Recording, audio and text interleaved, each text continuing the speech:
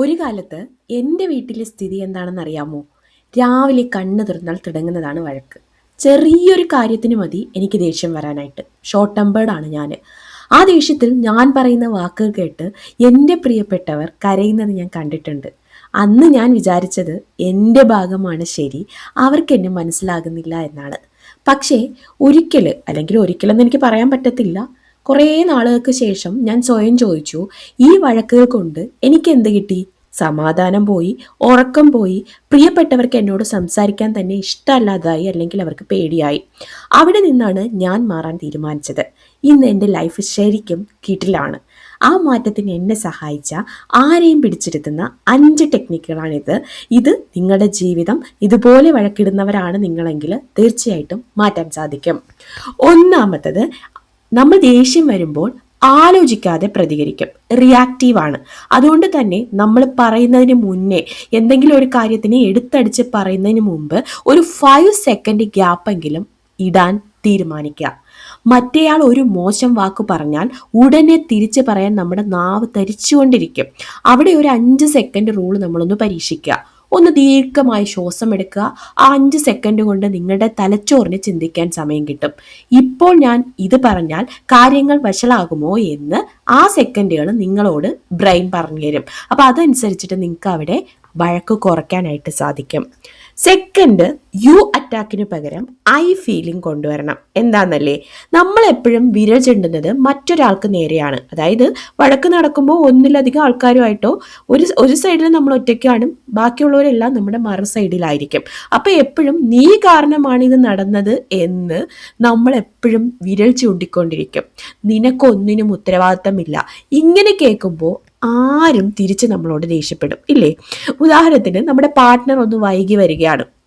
നീ എപ്പോഴും ഇങ്ങനെയാണെന്ന് പറയുന്നതിന് പകരം, നീ വൈകി വരുമ്പോൾ എനിക്ക് വലിയ പേടിയും വിഷമവുമാണ് എന്ന് പറഞ്ഞു നോക്കുക. നിങ്ങൾ അവരെ കുറ്റപ്പെടുത്തുകയല്ല, പകരം നിങ്ങളുടെ സ്നേഹം കലർന്ന ആശങ്ക അവിടെ പങ്കുവയ്ക്കുകയാണെങ്കിൽ അവിടെ വഴക്ക് നടക്കത്തേയില്ല. വഴക്കിന് യാതൊരു സ്ഥാനവും ഇല്ല, പകരം സ്നേഹവും സമാധാനവും വരികയുള്ളൂ. ഇനി ശ്രദ്ധിക്കാനുള്ള മറ്റൊരു കാര്യം ഹാപ്പി പ്ലേസ് ടെക്നിക്കാണ്. വഴക്ക് മുറുകി വരികയാണെന്ന്, അല്ലെങ്കിൽ വാക്കുകൾ അതിരി കിടക്കുമെന്നും തോന്നിയാൽ ഉടനെ ആ സംസാരം അവിടെ നിർത്തുക. ഇത് പെട്ടെന്നൊന്നും നിങ്ങളെ കൊണ്ട് പറ്റത്തില്ല. പതുക്കെ പതുക്കെ മാത്രമേ നിങ്ങൾക്ക് മാറ്റിക്കൊണ്ടുവരാനായിട്ട് പറ്റത്തുള്ളൂ. അപ്പോൾ മൈൻഡിൽ നിങ്ങൾ ഉറപ്പിക്കാനുള്ളത്, ഞാൻ എന്തായാലും വഴക്ക് കൂടുന്നത് കുറയ്ക്കാൻ പോവുകയാണ്, ഞാൻ മറ്റൊരാളായി, ഒരു സമാധാനം ആഗ്രഹിക്കുന്ന ഒരാളായി മാറാൻ പോവുകയാണ് എന്ന് തീരുമാനിച്ചിട്ട് വേണം ഈ ടെക്നിക്കുകളൊക്കെ അപ്ലൈ ചെയ്യാനായിട്ട്.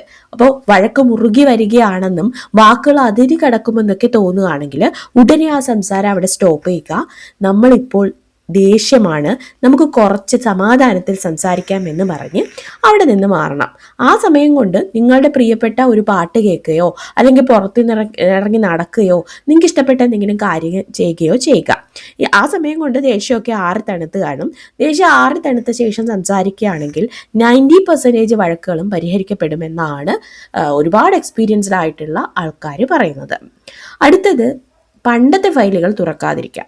നമ്മൾ പലപ്പോഴും എങ്ങനെയാണ്, പല വഴക്കുകളും തുടങ്ങുന്നത് ഇന്നത്തെ കാര്യം പറഞ്ഞിട്ടായിരിക്കും. ഇപ്പോൾ ജീപ്പിൽ മുടി വെച്ചിരിക്കുന്ന ഒരു സംഗതിയാണെന്ന് വെച്ചോ. അപ്പോൾ ജീപ്പിൽ മുടി വെച്ചിരിക്കുന്നത് ഇത് നിനക്ക് പണ്ടേ ഉള്ള സ്വഭാവമാണ്, പണ്ട് ഞാൻ നിന്നെ കല്യാണം കഴിക്കുന്ന കാലം തൊട്ടുള്ള സ്വഭാവമാണെന്നൊക്കെ പറഞ്ഞിട്ടായിരിക്കും വഴക്ക് ആരംഭിക്കുന്നത്.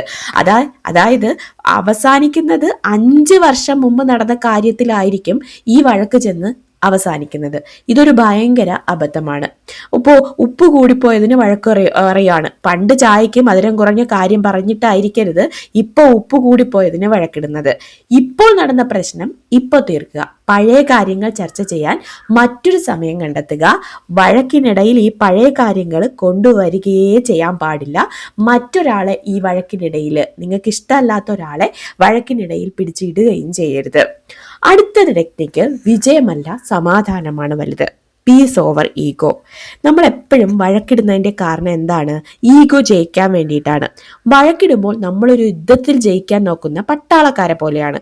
ഞാൻ പറഞ്ഞതാണ് ശരിയെന്ന് തെളിയിക്കാൻ നോക്കും. ഈഗോ ജയിച്ചു കഴിഞ്ഞാൽ കിട്ടുന്ന ആ ഒരു ഈഗോ ഉണ്ടല്ലോ, ഇതിനേക്കാൾ എത്രയോ വലുതാണ് ആ വ്യക്തിയുടെ കൂടെയുള്ള സമാധാനപരമായ നിമിഷങ്ങൾ.